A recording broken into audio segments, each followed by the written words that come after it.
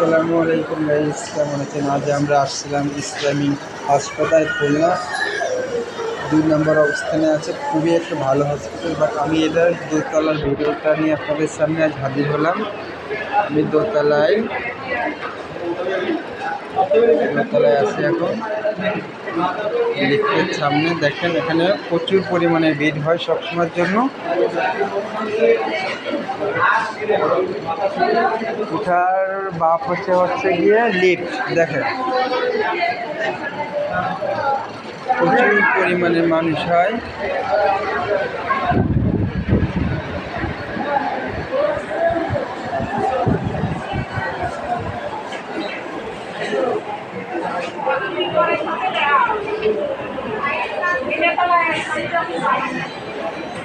এখানে ডাক্তারের সিরিয়াল নেওয়া হয়, সেজন্য এটা প্যাথোলজি কাউন্টার, রিপোর্ট ডেলিভারি নিচতলায়।